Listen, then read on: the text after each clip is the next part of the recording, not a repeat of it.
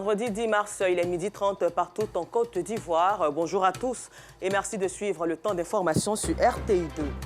À la une de l'actualité, le quota de l'État ivoirien est atteint pour le Hajj 2023. Certains fidèles musulmans devront patienter au Hajj 2024 ou s'orienter vers les structures privées pour accomplir le 5e pilier de l'islam. Et puis hors de chez nous, sachez qu'après plusieurs années de désaccord entre la France et le Royaume-Uni, Emmanuel Macron a accueilli ce vendredi à Paris en ami Rishi Sunak, Premier ministre du Royaume-Uni, pour un sommet visant à écrire le renouveau d'une alliance essentielle. Encore merci de votre fidélité au temps d'information sur RTI2. Depuis le 6 mars 2023, les inscriptions pour le Hajj 2023 ont débuté. Après les visites médicales, le commissariat du Hajj constate que la demande est exprimée au-dessus du nombre de places disponibles. Et face à cette situation, un point de presse a été fait hier, jeudi 9 mars, afin d'informer les candidats sur la situation. Et Clément Bocco y était pour RTI2. Lancé le lundi 6 mars dernier, les inscriptions et les visites médicales pour les candidats au Hajj 2023 ont pris fin. En clair, le quota du contingent étatique est atteint. C'est ce qui ressort du point presse animé par le commissaire du Hajj, l'imam Bachir Ouattara.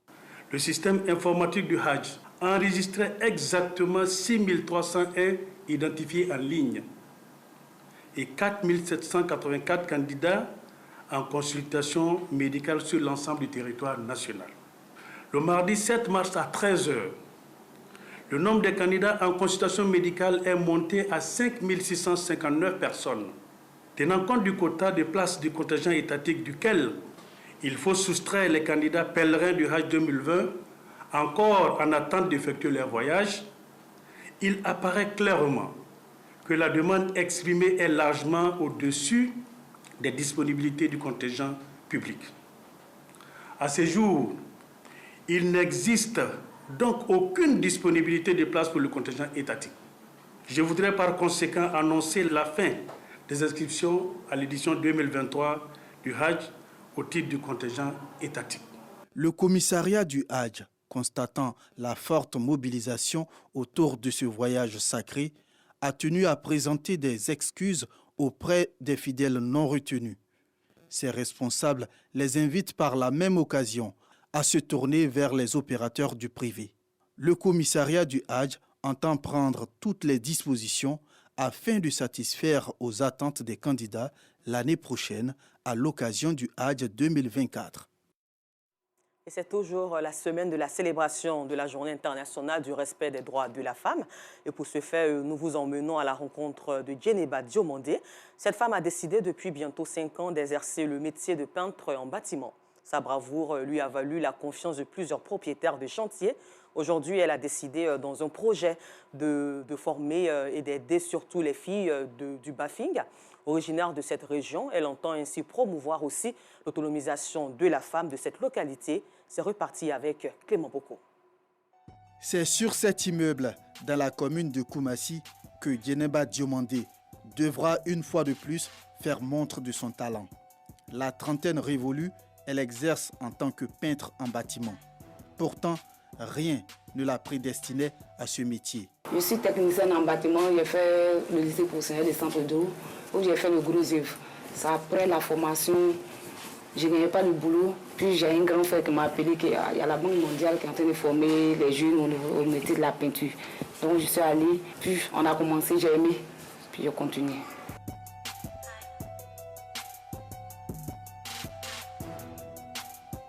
Aujourd'hui, Djeneba reçoit de nombreuses sollicitations. Sa principale force, les réseaux sociaux. Quand j'ai gagné un chantier, bien quand j'ai un collègue qui a un chantier, quand j'arrive sur le chantier, je publie les photos. Après les travaux, je publie les photos sur les réseaux sociaux. Donc j'ai vu que les gars m'encourageaient, il y avait plein de commentaires. Les gens m'encourageaient, vraiment c'est encourageant. Une femme faire le métier d'un garçon, vraiment c'est encourageant. Après ça, j'ai créé mon entreprise en 2020. C'est dans ça, bon. Et on dit, comme c'est une femme, puis on va l'essayer. Les gens ont commencé à me confier les différents chantiers. Et par la grâce de Dieu, et Alhamdoulilah, tout va bien. Pour ses collaborateurs, Djeneba est un exemple à suivre. C'est sur les sites, sur les chantiers, on s'est connus. Et puis, Elle a aimé ma manière de travailler, tout ça. Puis elle dit qu'on n'a qu'à former une équipe pour pouvoir travailler ensemble. Pour nous, les femmes, pour trouver un chantier, ce n'est pas facile. Donc, comme elle a trouvé une idée pour qu'on puisse travailler ensemble. Donc, c'est parti. En tout cas, elle aime bien, elle est gentille.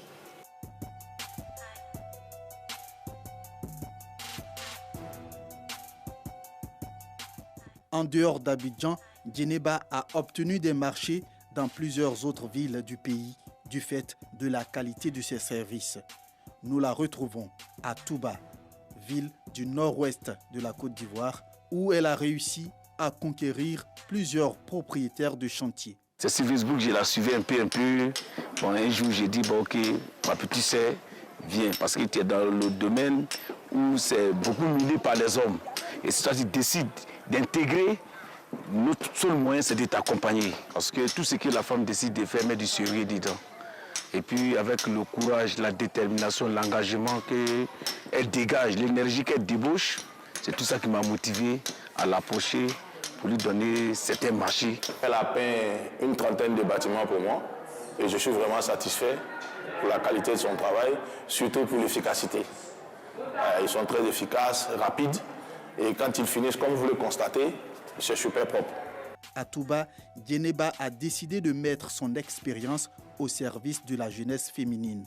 Une façon pour elle de contribuer à promouvoir l'autonomisation des filles dans le Bafing. Cette région connaît un faible taux de scolarisation des jeunes filles. Celles que nous retrouvons sur le chantier de Djeneba ont pour la plupart quitté les bancs de l'école. Je suis allée à l'école, mais ça n'a pas marché. Comme ça n'a pas marché, un jour, elle est venue à Touba. Quand elle est venue à Touba, je me suis approchée d'elle pour en parler, pour dire, Tanti, je veux travailler avec toi, je veux être comme toi. Elle dit, il n'y a pas de problème, c'est ainsi, je vais t'apprendre à travailler. Elle dit, d'accord, j'ai compris. C'est dans ça maintenant, on est resté à travailler. Où je suis là, mes parents n'ont pas les moyens. Donc, je me débrouille pour travailler ici, pour pouvoir les prendre. Nos petits besoins pour pouvoir soutenir notre besoin. Et puis, il y a 2 enfants. Il y a un qui va à l'école, qui fait ce pour 2. Donc, je me défends un peu pour pouvoir payer ses études. Je suis en classe de terminale. Je fais ce métier pour un passe-temps. Le jour n'est pas court. Je viens suivre les gens au chantier. Je vais à l'école, mais ça ne m'empêche pas d'aller suivre mon métier. Ça m'aide à financer mes études. Les cours de renfort, mes parents n'ont pas de grands moyens, donc je suis obligée de faire ça pour pouvoir aider mes parents.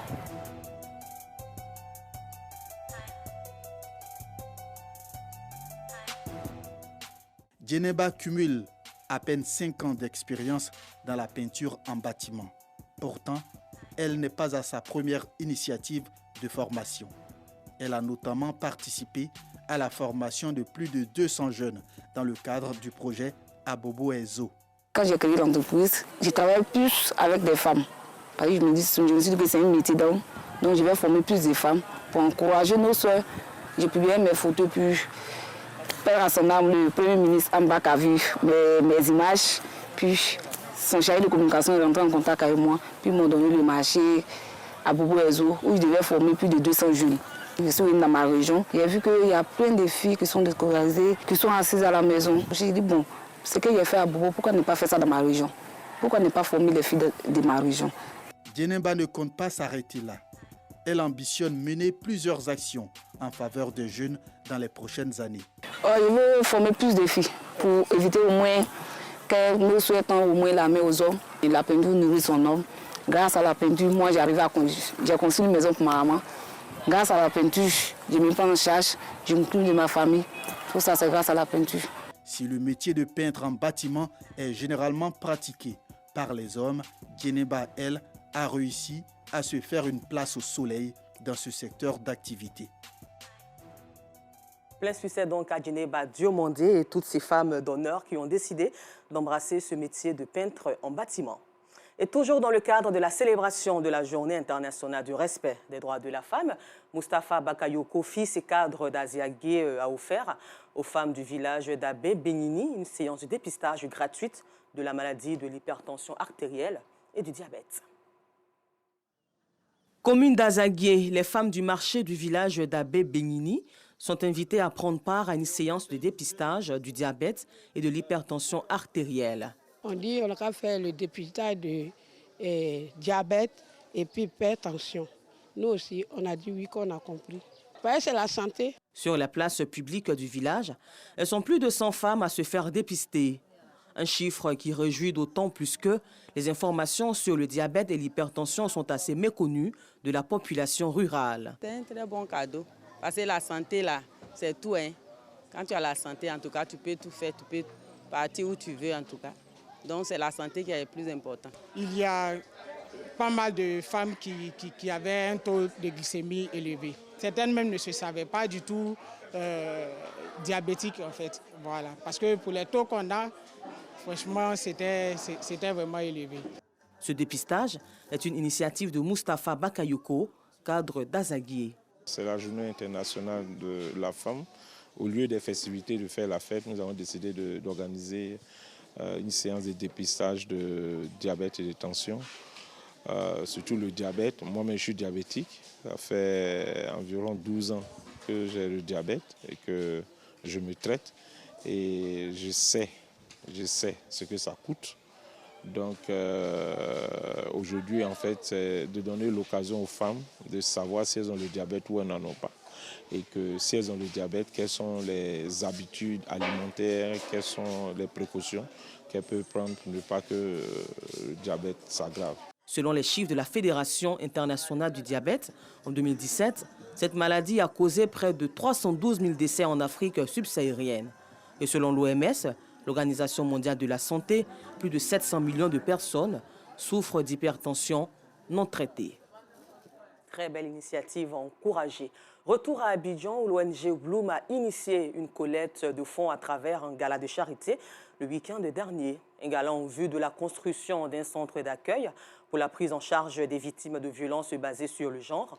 Le centre d'accueil verra le jour dans la région du Guémont, région qui enregistre malheureusement le plus fort taux de victimes dans le pays. Et au cours de ce gala, ce sont plus d'1 milliard de francs CFA qui ont été mobilisés. Le compte-rendu de Nour Sangaré est commenté par Clément Boko. Qu'elles soient sexuelles, physiques, verbales, psychologiques ou émotionnelles, les violences subies par les femmes constituent l'une des violations des droits humains les plus répandues dans le monde. En 2021, la Côte d'Ivoire a enregistré 6040 cas de violences basées sur le genre. Un véritable problème de société qui mérite d'être adressé afin de sauver des vies. D'où la tenue de ce gala de charité, un gala pour la collecte de fonds en vue de la construction d'un centre d'accueil dédié aux victimes de VBG. Nous allons continuer à l'accompagner dans la réalisation de ce projet d'envergure. Ça peut être financier, ça peut être matériel, parce que c'est notre domaine de prédilection, la construction. Et donc, on évolue sur tous les aspects. Nous sommes venus soutenir vraiment cette initiative parce qu'elle est noble. Tout ce qui touche à l'intégrité de la femme, de la jeune fille, de l'enfant, nous intéresse en tant que femme déjà. Parce que la femme, elle est porteuse de vie. Que Dieu facilite vraiment l'accomplissement de ce projet-là. Notre présence ici dénote de l'appui que nous devons apporter à la jeune féminine pour que l'égalité puisse exister, mais surtout pour éviter la maltraitance de la femme. Plus d'1 milliard de francs CFA collectés au cours de ce gala pour la réalisation de ce centre dénommé Village Bloom, un village qui verra le jour à Diokoué, dans l'ouest montagneux. Une ville qui enregistre le taux le plus élevé de violences faites aux femmes. Grâce à vous ce soir, la situation peut changer dans la région des montagnes, notamment dans le Guémont, où l'on enregistrait déjà en 2018, selon l'annuaire statistique du ministère de la Femme, de la Famille et de l'Enfant, 536 cas de VBG, donc le pic le plus élevé en Côte d'Ivoire. Grâce à vous, des vies peuvent être changées, des femmes peuvent retrouver goût à la vie. Le village Bloom se veut une réponse à la problématique de la prise en charge des survivants des VBG. Bâti sur une superficie de 4000 m², le village comprendra un centre d'accueil et de transit d'une capacité de 50 lits, un espace médical, un incubateur pour la réinsertion socio-économique des survivants, et une école pour la scolarisation des enfants en situation de vulnérabilité. Prévu pour démarrer au mois de mai, les travaux du village s'achèveront en juin 2024. Et pour terminer, sachez qu'en France, Emmanuel Macron a accueilli ce vendredi à Paris en ami Rishi Sunak, le Premier ministre du Royaume-Uni, pour un sommet visant à écrire le renouveau de l'alliance essentielle entre la France et le Royaume-Uni après des années de brouillard. Encore merci à vous et bonne suite de programme sur RTI2. Disons stop à l'incivisme sur nos routes pour sauver des vies.